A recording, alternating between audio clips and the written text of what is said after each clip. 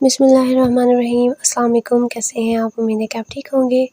और आज हम बनाने जा रहे हैं समोसा और एक ही डो से हम 2 तरह की चीज़ें बनाएंगे।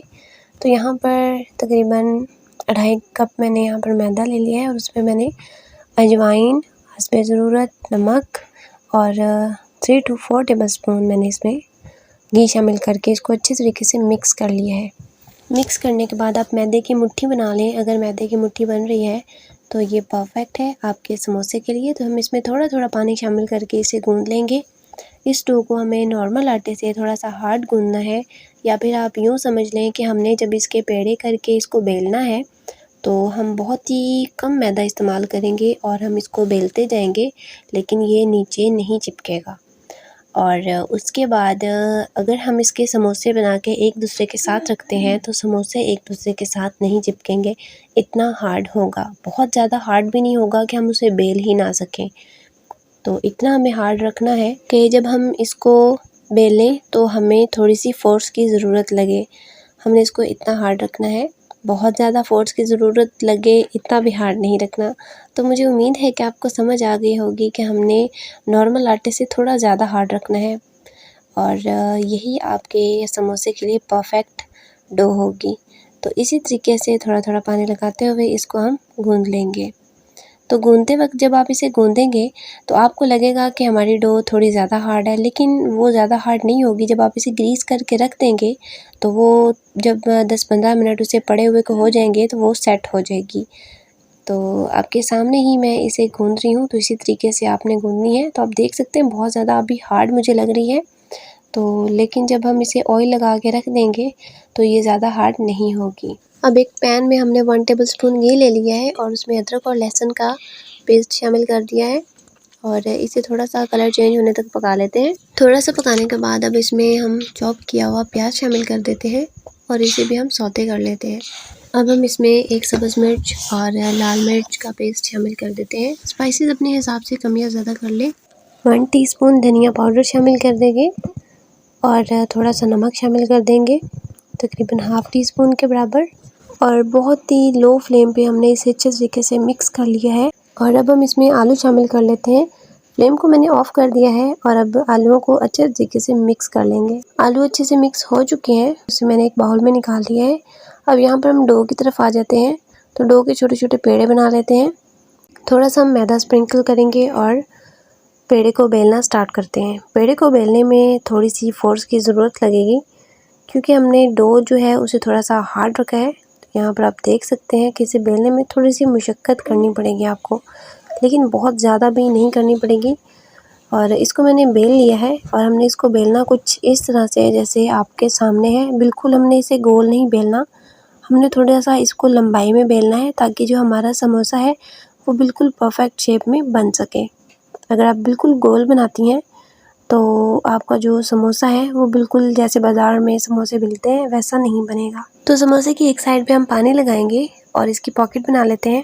तो जिस साइड से हमने पानी लगाया है उसे हमने ऊपर वाली साइड पे रखना है और दूसरी लेयर को नीचे रखना है। शुरू से हमने उसे थोड़ा सा प्रेस कर देना है और बाकी को हमने इन साइड से फिंगर रख के और ऊपर से हमने इसको प्रेस कर देना है। तो यहाँ पर इसकी जो पॉकेट है वो रेडी हो चुकी है। तो यहाँ पर आप ये देख सकते हैं। अब इसमें हम इसकी स्टफिंग रख देंगे आलू की। तो यहाँ पर आलू की स्टफिंग रखने के बाद यहाँ पर आप देख सकते हैं जो फ्रंट वाली साइड है वो थोड़ी छोटी है, लेकिन जो बैक वाली साइड है वो थोड़ी सी लंबाई में आ रही है। तो इसी तरीके से आपको भी करना है। अगर आपका समोसा बिल्कुल आप बाज़ार वाला समोसा बनाना चाहती हैं तो आपको इसी तरह से इसकी पॉकेट बनानी होगी। तो इस तरह से अगर आप बनाती हैं तो जिस तरह से बाज़ार में वो खड़े हुए समोसे रखे होते हैं बिल्कुल वैसा वाला समोसा आप बना सकती हैं। तो इसी तरह से हम सारे समोसे रेडी कर लेते हैं। तो यहाँ पर समोसे सारे रेडी हो चुके हैं। तो आप देख सकते हैं जो समोसे हैं वो एक दूसरे के साथ अटैच है, लेकिन अगर आप इन्हें रख देंगे तो ये एक दूसरे के साथ जुड़ेंगे नहीं। और अब हम इन्हें फ्रिज में रख देंगे और जब अफ्तारी होने वाली होगी उससे थोड़ी देर पहले हम इसे फ्राई करना स्टार्ट कर देंगे। तो यहाँ पर दूसरी रेसिपी की तरफ आते हैं जो हम दूसरी बनाने जा रहे हैं। तो यहाँ पर भी मैंने पट्टियों को एक दूसरे के साथ रख के उन्हें थोड़ा सा पका लिया है ताकि ये थोड़ा सा सेट हो जाए, क्योंकि हम इन्हें अगर इसी तरह से रोल करने की कोशिश करेंगे तो ये रोल नहीं होंगे। तो इसीलिए इन्हें थोड़ा सा पकाना पड़ा।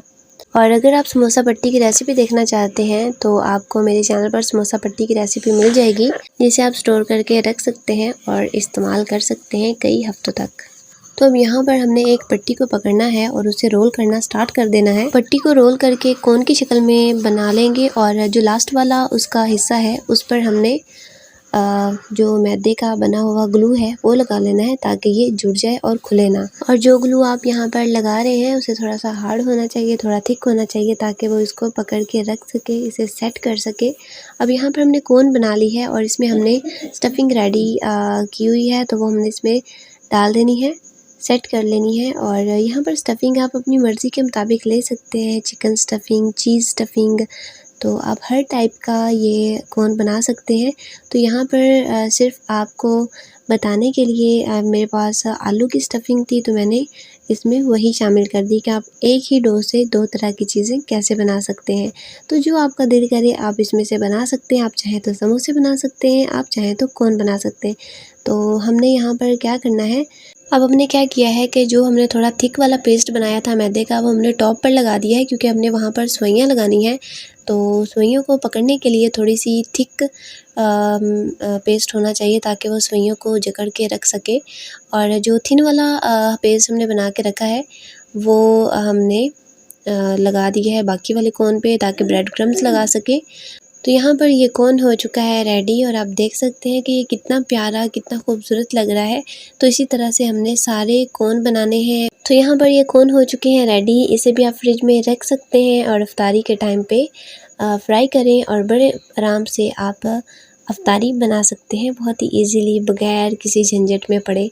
तो मैं हमेशा ऐसे ही करती हूँ। मैं जब हम सहरी करवाने के बाद, एक दफ़ा तो हम नमाज़ पढ़ने के बाद सो जाते हैं, जब हम उठते हैं तो किचन की सफाई मैं सहरी टाइम ही कर लेती हूँ, बर्तन वगैरह धोना etc।